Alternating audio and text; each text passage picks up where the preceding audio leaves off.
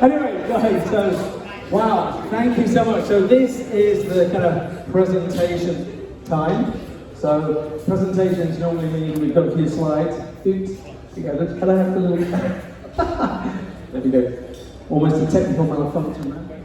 Anyway, I'm supposed to be, sorry for the video, am I supposed to be here? So, yes? Okay, good. Right.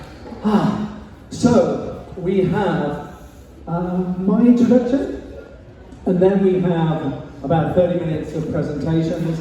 So, obviously we've got Michael from BizTalk, we've got Patrick from Big Mono Association, and then why don't we just have a little mini cheer for my absolute, the guy who has decided to come here, the inventor of the blockchain and Bitcoin, Craig Wright.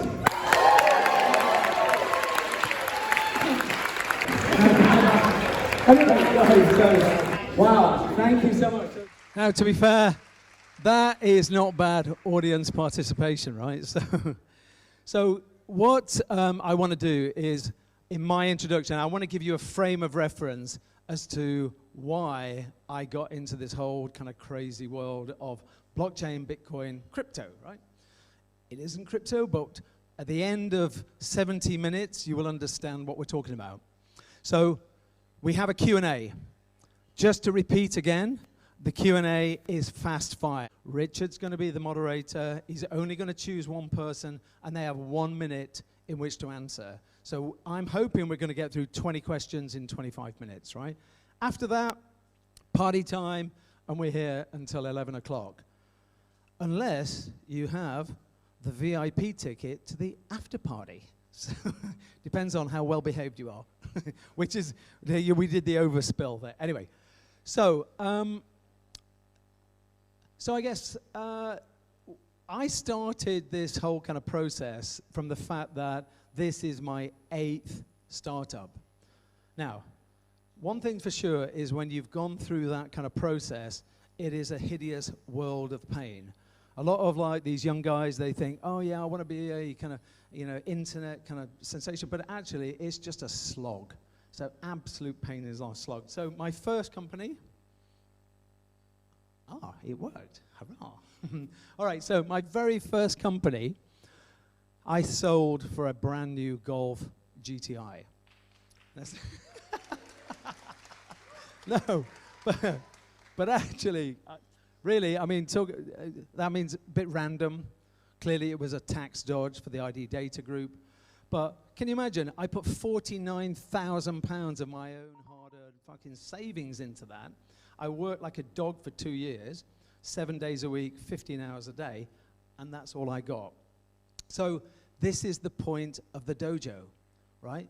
So if I knew then what I know now, and if we were able to stop that idiot there from making all those stupid mistakes, then that, and actually it was a very cool company. Maybe, when I think about it now, I'm like, oh. So the dojo is about starting and nurturing, fledgling companies. And that's what I think I'm quite good at doing because, I'm 8 companies into this. And the whole point is that if you can actually clear the decks, if you can do all the hassle and all the bullshit that is associated with a startup, and you can actually then just let them focus. Is this going louder and crazier? Or is it me? Is it too loud? So just say, is it too loud? Is it okay? It's okay, all right. So if you can actually let the founder focus on the delivery solution and just and organize their finance for them, then actually you stand a better, that's too loud, Zungi. You stand a better chance of success. Now, given the fact that 90% of all tech startups crash and burn, then any kind of smart entrepreneur is going to go, fuck yes, I will take as much information and help as possible, right? So that's the point of the Satoshi Dojo. We're looking to do 250 companies in the next 5 years. So we're going to be quite busy. Now, thankfully, I then ended up collectively doing better. Each one of my exits was significantly better, culminating in my last exit. And those lovely people at Zoopla, in less than 4 years, decided to pay a a lot of money. I'm not allowed to say how much, but multi-millions, should we say. So, and obviously that gave me the opportunity to then go, okay, got some cash, what do I do now? So then I spent, 8 months looking at, okay, what should I do? Now, to be fair, those 8 months were in Antigua, in Colombia. Where I was doing a lot of research from my hammock. Sorry, I know you guys have just been through a hideous lockdown in an English winter. So yeah, we must swap notes later. But the brilliant thing is that I've always been interested in blockchain and Bitcoin and crypto, but only from the perspective of FOMO. Christ, there's loads of guys making fucking loads of money over there. I must get waded in because I'm going to miss out, right? But actually, once you start to kind of like dig into it, and this is the thing, I thought that kind of blockchain was, dull and techie and highly complex. Now, highly complex, arguably it is a little bit complicated. Dull, oh no, no, no, no, no. Like, the more I kind of got in and the more I uncovered, it's unbelievable. There is a Bitcoin bloodbath. It is a civil war, like literally with Bitcoin billionaires, BMOS, kind of bludgeoning it out there, and they're all kind of chasing after, the Holy Grail, which is the original Bitcoin protocol. So it's a bit like Game of Thrones, only for nerds. So the great thing is when Zoopla kind of sold, it gave me a load of time. Before I went on my plane around the world, I met Richard, my co-founder. And Richard, whee! The great thing about Richard is he can demystify a really complicated subject, and he can put it into the words a 10-year-old child can understand, which was pretty handy, exactly. So therefore he explained to me, so once upon a time, a Bitcoin and a blockchain was invented, and it was published to the world in a famous white paper from Satoshi Nakamoto. Now, Satoshi Nakamoto, of course, is, they wanted to remain anonymous, so they kind of put Satoshi Nakamoto. But as is the want of these things, investigative journalists kind of like figured out there could only really be one person who was responsible for creating this, and they basically outed Craig Wright. So he then kind of held his hand up and went, yeah, okay, it was me and a couple of other guys, but me mainly, and yes, I am Satoshi. Now, at that moment, it all made perfect sense, because Craig Wright used to be a forensic digital auditor for BDO. And the one thing he hated were companies cheating. And it used to drive him insane because, he's a little bit on the spectrum, should we say. So he therefore created this technology which is called distributed ledger. Sounds very boring. All it means is that lots of different companies have access to that, right? And then it becomes an immutable record. So nobody can cheat, right? So, and of course they had to, add these other kind of complications into it called miners, Bitcoin miners. Stupid, stupid word that is. I hate it when they say that. Bitcoin miners, all these guys are custodians of the data, right? So it's like, essentially he's created this system where there is zero trust. In fact, mistrust is built into the system. And that's a good thing, because they fight it out, these big data centers who have got massive computational power. They fight it out amongst themselves to then capture the next block on the blockchain. Right? It's as simple as that. They get the data, they capture the data, and they share the data, right? But it's all distributed. And because they're always kind of looking at each other and peeping and making sure they're not cheating, it's a fantastic system, right?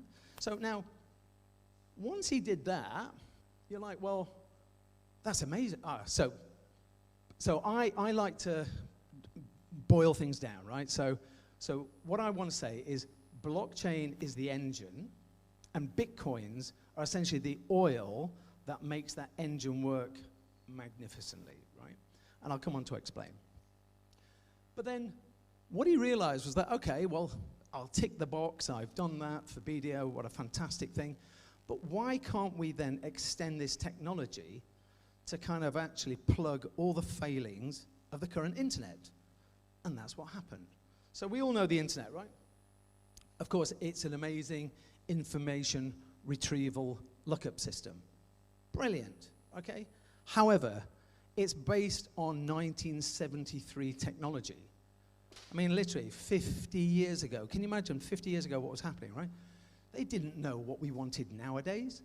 It's TCP IP. That protocol has not changed a jot in 50 years, and it is not fit for purpose. So what's happened is that it's a leaky old bucket. Is it? I mean, we all know the fraud. We all know the pinch points in it. We all know the nonsense of the internet. And it's just, it doesn't do what we want it to do. And the biggest single failing is if you want to buy something, it then spins you out to Visa, MasterCard, and PayPal. So it doesn't even allow you to do the whole kind of transaction within the internet. So what does that mean? These payment providers, they have huge power. They charge enormous fees, particularly if you're in the developing world. And they have zero flexibility. And even more annoying, can you imagine? Like, so we're all kind of digital savvy, probably, if we're in this room. There is no one global, unified, digital currency. What the fuck? I mean, honestly, are you kidding me? In this day and age? It's ridiculous. I've just gone to 4 countries in the last kind of 8 months, and the amount of fiat currency I've transacted, and it's extortion. The banks have taken literally 20 or 30% off me just to do that transaction. It's ridiculous. So this is why it needs to change. Now, the key thing in terms of the white paper, Satoshi Nakamoto, about peer-to-peer microtransactions. Now, it sounds deathly dull. I get that, right? But can I give you just a case in point? Because we've all done it. We've all been there looking at an article that we want to read. Halfway through the article, up comes this stupid pop-up. Oh, if you want to carry on with the rest of the article, you've got to you've got to subscribe to the Washington Post for $10 a month. How ridiculous is that? Now, you imagine if a pop-up came and it said, oh, we're going to charge you 0.00000, fraction of a cent. You'd be like, no problem, obviously. Now, if you take that as a small example, this whole kind of micro payments without having to run through MasterCard and Visa with their fat fees, that could potentially open up an enormous new industry. And that's one of the things that we are kind of like recognizing. And once you open up a new industry, you get a load of entrepreneurs who then pile in and go, oh, what about this for an idea? So that's our plan. Of course, we all know it's, because of the present internet, it's created surveillance capitalism. So Facebook, Google, all of them. But what they do is they ambush your data, and they then sell your data to other people so that they can then sell things back to you. It's a bit of a skewed, weird model, right? Anyway, so I was like with Richard, okay, that's it. I'm bought in. This whole brave new world sounds absolutely brilliant. When can I get my sticky fingers on it? Let's go. And he went, problem. And I went, what? He went, well, you've not done any online research yet. I went, okay, I will. As soon as you start going in on the online research, it is unbelievable. Like, Craig Wright is the Antichrist. It's unbelievable. You're like, what is going on? It's like, this man has created something amazing, and yet nobody would recognize what is the disconnect. So, that bing bong meant it's not working, right? All right. Anyway, so let's see if I can remember this. So my view is that somebody like Tim Berners-Lee, Sir Tim Berners-Lee, all right, this guy gets a gong for inventing the internet. Now, Craig Wright, I don't think he's even had a red carpet laid out for him, right? Or maybe tonight.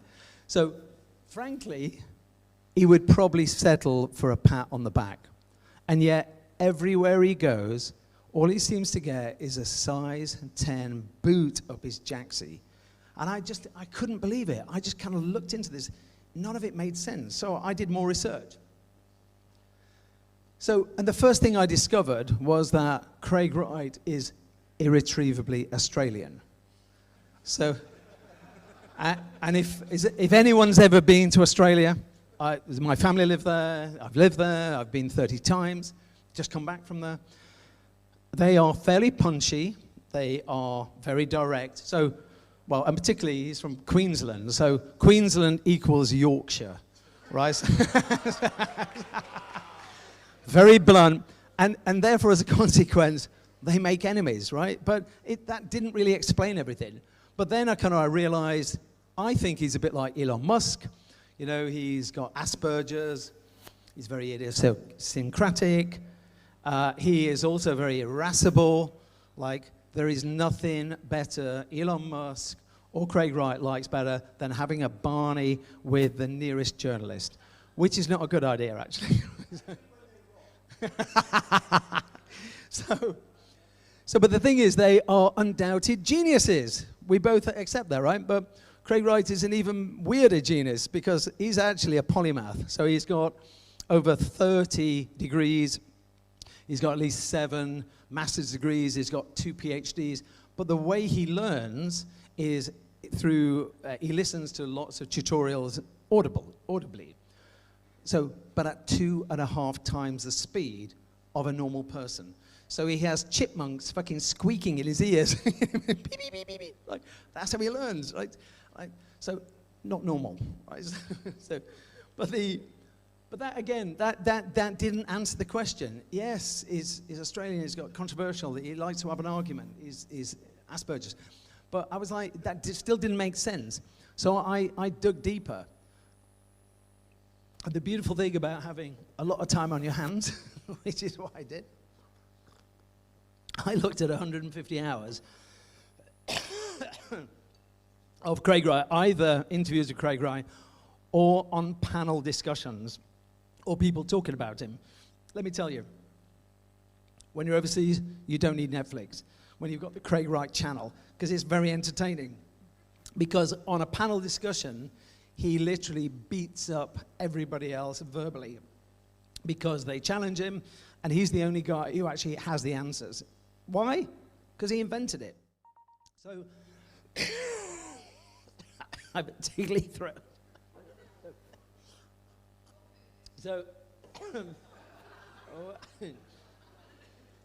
So, with all that kind of 8 months of deep dive, and you can only come to one conclusion, that Craig Wright is Satoshi Nakamoto.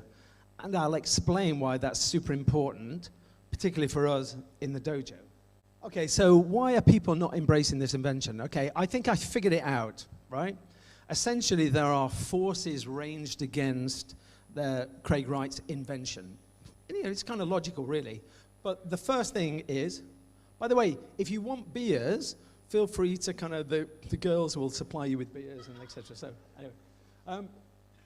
So why are people not embracing this technology? That's the whole thing. So who are these people ranged against Craig Wright? He invented this thing 12 years ago. Have a guess who the first people were to use his technology. Go on, shout out. Huh? Not banks, no.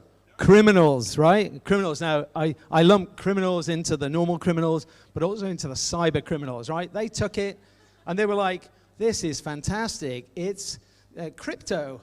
No, it isn't. It's anonymous.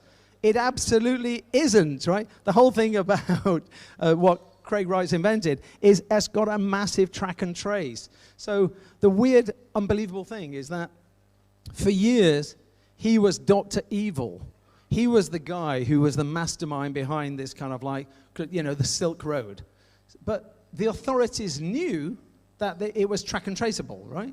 So they let it go for 5 years, and then they did a huge sweep, arrested thousands of criminals, but meanwhile, Craig Wright for 5 years was, the crazy kind of mastermind behind drug, guns, and child porn. Now, that is quite a stretch, considering the fact that he used to be a Methodist minister. So to go from that to that, it's a nonsense, right? Oh, yeah. Not anymore. So then you've got the clever speculators. Now, everybody is opportunistic. Everybody goes, all right, listen, this looks amazing, the internet, the crypto, I'm going to buy a BTC coin, perhaps, right? You can't blame that. I'm not talking about those guys. I'm talking about the sneaky guys who basically ambushed Craig's original protocol and basically stripped out any and all of the useful functionality. So, the analogy I said in terms of oil in the engine?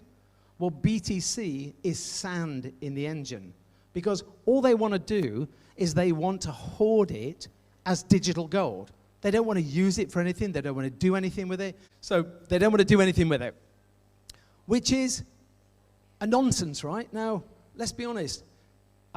So I did a podcast interview a couple of days ago, and I went, it's all built on fresh air. And then I corrected myself, it's not even fresh. It's built on trapped wind. And that's the whole point, is we all know it, right? We all know, a bit like we've all seen The Big Short. Like, if it sounds too good to be true, it probably is. So the whole kind of BTC Ethereum nonsense based on less substance than a multi-pack of meringues from Asda somehow has grown into this fucking $1 trillion industry. It is a crazy nonsense. So we know it. And when it happens, because our belief is that crypto merry-go-round will grind to an almighty stop. And then everyone will go, oh, we didn't see that coming. Yes, we did. So anyway, the ones who I think are the most insidious and the most pernicious, love those two words, are the vested interest crew. And that is the likes of MasterCard, and it could be PwC, could be all the banks, and particularly the VC community.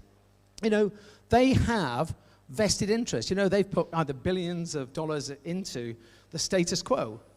Why would MasterCard, Turkey vote for Christmas? Because they charge 30p per transaction, whereas Craig Wright's invention is micro cents for a financial transaction. So you can kind of understand it, but shame on MasterCard. They've almost got a duopoly, and yet how dare they put loads of money into fake news, right? They funded the digital currency network, which basically controlled the entire narrative online.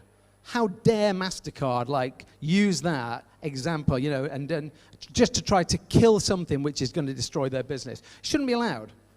Anyway, so now can you imagine if that wasn't enough? He's got all those forces ranged against him, and then up popped the Australian tax office. Jesus Christ, it's like this poor man. When I say poor man, his estimated net worth is about 85 billion, so probably a poor use of adjective, but anyway. But the Australian tax office said, well, Bitcoin's amazing. We want to charge you all this tax. And he went, I've not earned a single penny. So when I do, you vultures obviously are going to be first in line.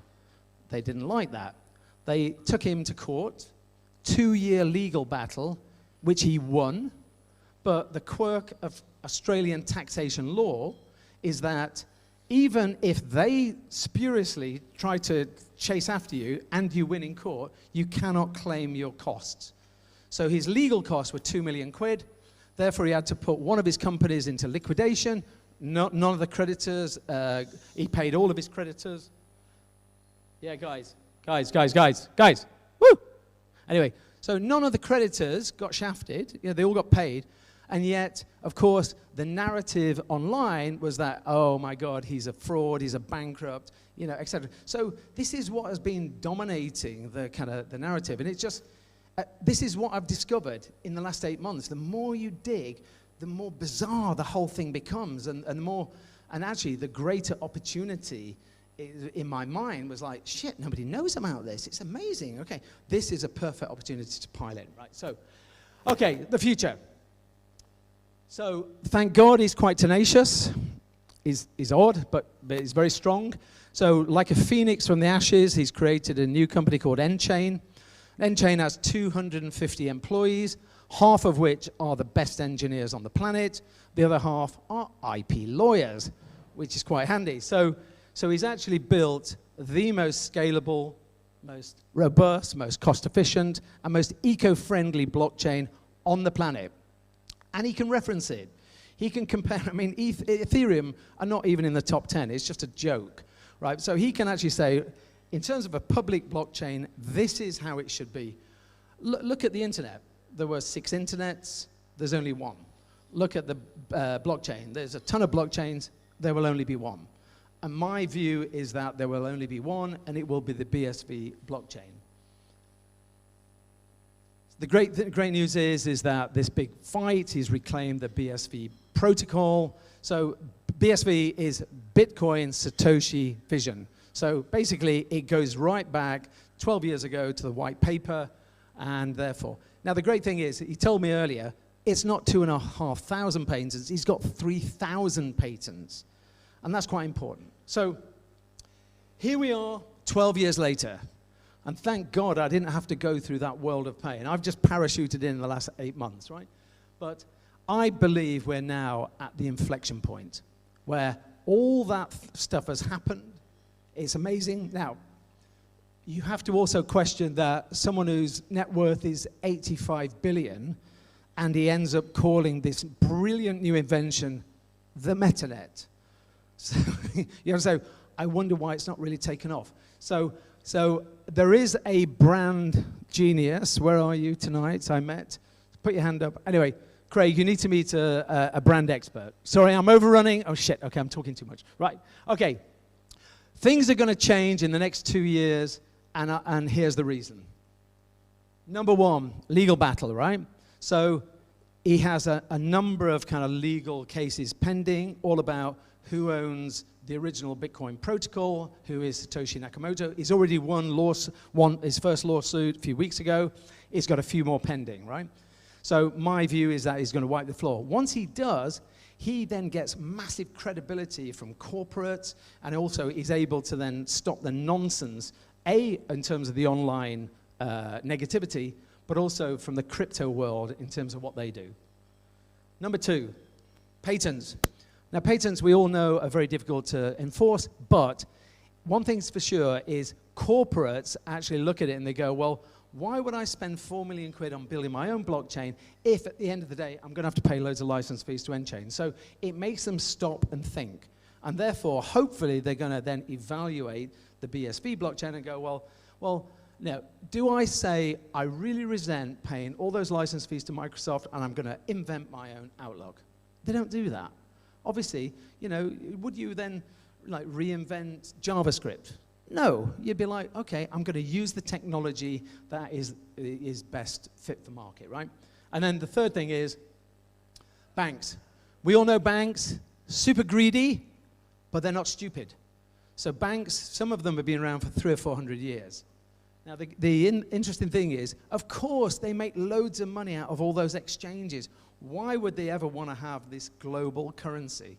But they're not stupid, so they know what happened to Nokia and Blockbuster. They know, you know, look at the studios. You know, out of nowhere, Netflix came and wiped the floor with them. So they now realize that there's a pent-up demand with consumers because this is what we want. We don't want to be paying 30% fees through fiat currency. So there are 147 like clearing banks in the world. 88 of them have RFIs out there, requests for information about the blockchain. And once they start comparing our blockchain compared to all the other blockchains out there can only be one winner. So just like lemmings, once one goes, they'll all go. And that's what I think is going to happen in the next 2 years. Right. Phew, sorry, I did drag on a bit. Sorry, Jans. Right. So we've created the Satoshi Block Dojo, which right place, right time, right technology, but also I've put together quite an amazing team. You're just about to meet some of them. Our vision is we're going to nurture and support 250 companies in the next 5 years. We're raising £2 million. We've had expressions of interest to the tune of about 1.8 million. The minimum investment is £10,000. But here's the kicker. Like all the companies I've done and all the companies I've exited, right, this is different. Because not only is it an investment in the dojo, which, by the way, is pretty amazing, and we're going to follow the Techstars model, Dubai, Asia, Africa, etc. So that grows in value. But you also get an investment in every single company that goes through the dojo. And let's be honest, with this brave new world of the MetaNet, we're going to find some amazing, huge companies. So you imagine having a small slice of an enormous company in a few years' time. So if you're interested, we're closing the round by the end of September. Speak to some of my team, or speak to me. We're here until the 11 o'clock, and then the after party across the road.